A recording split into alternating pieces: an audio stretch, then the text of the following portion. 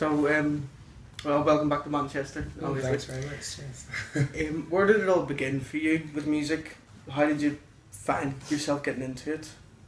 That's a tough question. I was very young. I guess I don't know. I discovered that I could sing at quite a young age, or at least I was told I could, and I was encouraged by my parents to like do more musical things, like just involving music stuff in school, and pretty much like that. When I got older, I would join choirs, and I had vocal tuition, and one-on-one with vocal coaches and stuff. Yeah, it just kind of, I guess, gradually over time, it just got more and more serious for me, and just discovered that that's what I wanted to do. Oh no, it's good. So, it's good to get the support from your parents and stuff behind you as well. Yeah. Were you a fan of TesseracT before you joined? Yeah, I was. I could easily say I wasn't, but I mean, no, I was.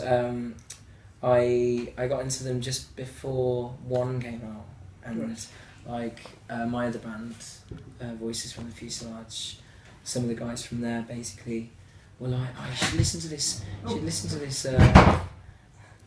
You should listen to this track. It's the vocalist sounds just like you, Ash." And it was the beginning of Lament, and I was like, "Oh, that's cool." And that's kind of where in a way, my other band did shape a part of their sound around the influence we have from TesseracT. So, yeah.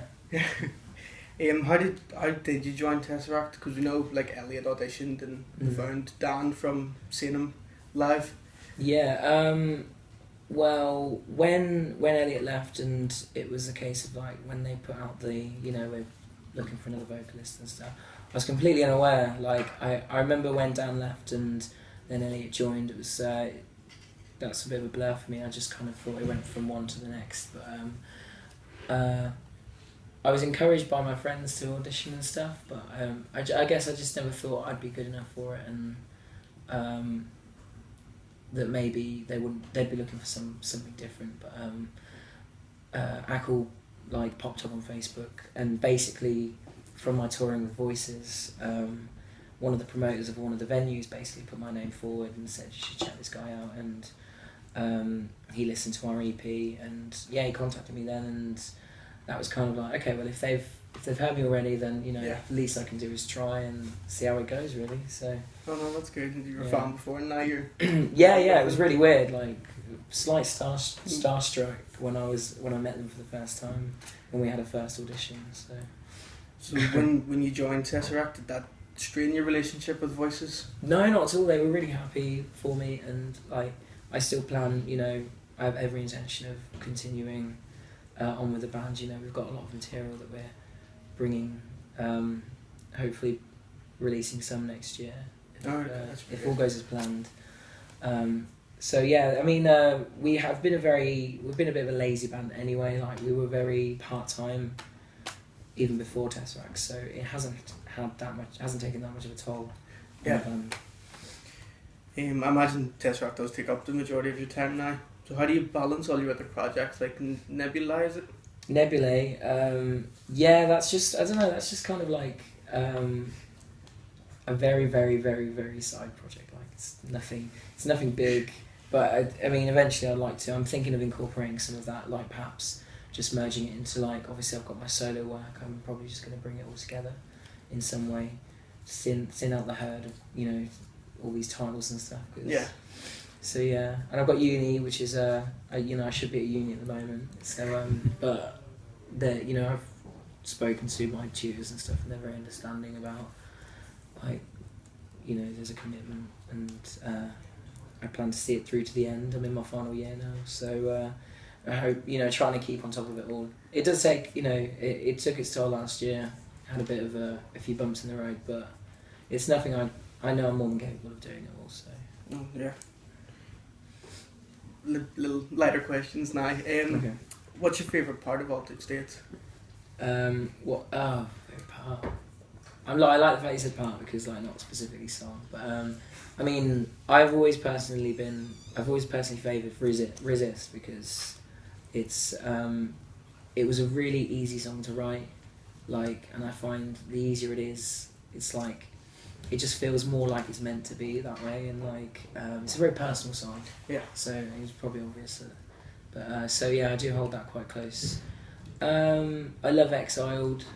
I love Nocturne. I think Nocturne's always going to be a favourite because it was like my audition song. Yeah, it was your first one. So, but yeah, I'd definitely say Retrospect and Resist, probably my favourite moments of the album. So. Definitely our favourite, I think, live. Cool. The Matter movement itself. So what's been your favourite album of 2013 that's been released? I haven't really listened to that many this year, funnily enough.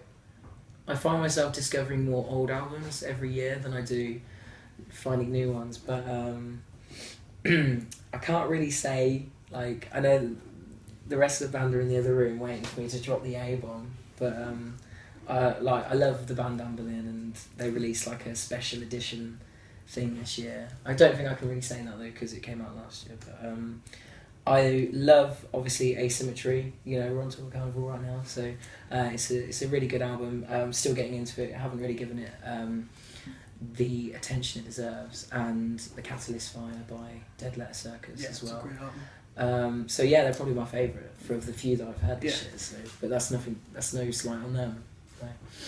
No. Did you find that your degree has benefited your songwriting, or have you always had a natural talent at it? Well, I don't know. I've been in like college and uni. Like, I've been studying music since I was 17, outside of school. So, and I'd like to think it's helped, you know. And I think learning about like the way the music industry works, and like learning about the different rules around making, like, you know, for example, a commercial song, it does help you have a better understanding of exactly what people want from songs. But obviously, it's not really something I've been able to apply with TesseracT songs because it's not the most commercial, like, it's not the most structured music. It's not delivered in a very systemic way that most pop is. But I do think the more I write, the more I understand as well. Like, this is definitely a self-teaching method in songwriting, and life experiences. Like, you know, the more you learn, just generally, not just about music, but just the more you learn about everything, has a big benefit on how you write songs. So. Yeah. Is progressive metal always the genre that you wanted to be involved in? Not always, no. I mean, I love loads of different types of music, and, you know, I still want to, like, explore these different types of music personally, like, but no, I mean, it's a great genre, and I've been consumed by it, like, in the past few years, but I love loads of different things. I mean, I love a lot of pop music, I love alternative rock, and you know, I was a big fan of metalcore when that kind of time was around, and I love orchestral music and ballads as well, you know, just loads of different stuff. Yeah, so I definitely want to do more diverse stuff in my other works as well. And I mean, you know, this band is also going in some really cool directions, so... Yeah. I can't wait to hear what the next album holds. Me neither. Who knows what it's going to hold? We have no idea. So what are your hobbies on tour when you're not playing a day, when you have a day off? A day off? No such thing. If you have a day off? No. Well, we had one day off on this tour, and that was in Glasgow. We played Glasgow, we played the Engine Room, I think it was called. And we rehearsed for 7 hours on our day off. But I mean, we've got a lot of stuff to do. Like, we've got a 90-minute set in India after this tour, so we've had to make the best use of our time. But generally, like, days off, you know, the band are big fans of coffee and, you know, Belgian beers and whiskies and nice food, Japanese food. Just, I guess we like to, like, relish in what we really like. You know, make the most of the time that we have. But, you know, I think sleep's a nice thing to have on a day off as well. Yeah, definitely. Just not have to get up really early. We just, normally it's like you've got to get in a van, like, but it's nice to just be able to just chill out, really. Yeah. I've seen Maz shouting at you today to get in the van on Facebook. Yeah. It's her favourite phrase. Well, her second favourite phrase. Get in the van. What's your funniest tour story? Any shenanigans you want to share with us? I don't know a personal one. I don't know. Every moment of tour is quite entertaining. Like from them all ridiculing me for saying stupid things, to Metal being obscenely drunk. And sometimes Metal's obscenely drunk. What else is there? I don't know what else. We've had a fair share of just funny moments. Yeah, a few little pranks like ham slaps between the guys. That's been going on since long before I was in the band. Like just slapping people around the face with ham, and hiding cheese in people's pockets. I think they stuck cheese. Metal, did they stick cheese in your pocket today, or bacon or something? Yeah, we had to fry it this morning, and it came with us. So. There's no holds barred on tour for laughs. Do you still get nervous before shows? Yeah, definitely. Not so much. I mean, I remember it's been over a year since I've been in the band now. Since my first gig, which was on the 17th of October last year in Brighton, and I was just so obscenely terrified. I was looking at videos back from a year ago, and I've realised just how much I've changed in that time, in a good way, which is really cool. And you don't realise how much you develop as time goes by, because it all happens so quickly. But there's definitely I still get nervous. I think it's not so much nervous of like everyone's going to kill me because I'm not Dan, or it's not so much that anymore. But it's more like just kind of pre-gig jitters, I guess. Yeah, naturally. Yeah, I think it's good to be nervous. It means that you're always going to be on edge, and you're always going to be like focused on trying to be as good as possible. So. Well, last question. We believe you're a massive Halo fan. I am. Yeah, I love Halo. So let's say Master Chief loves Altered State. What's his favourite song? Master Chief. Oh, God, I don't know. I'm trying to think.